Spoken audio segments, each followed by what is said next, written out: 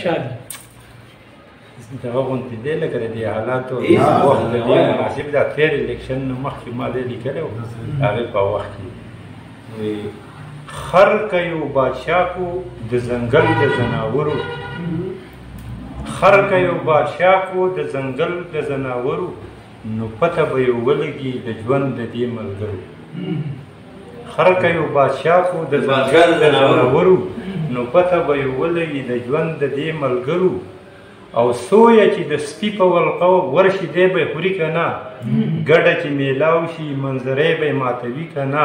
او جنګ چېرته لیدلی یو د مار او د نولي که نه نو سله دومره ناز کوئ په داسې ناش ببرو سله دومره ناز کوئ په داسې ناش ببرو او پته به یې ولګي د ژوند د دې ملګرو دا په یو هډوکي د یو څو درندګانو جنګ دا په یو هډوکي د یو څو درندګانو جنګ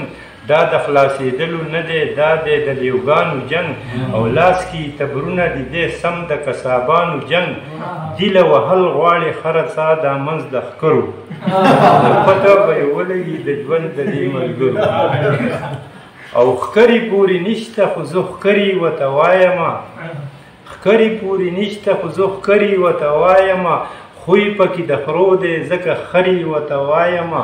او سپي ګڼي خلک ځکه کورې ورته وایمه خو هسې نه چې ومې خوري پوهېږي په خبرو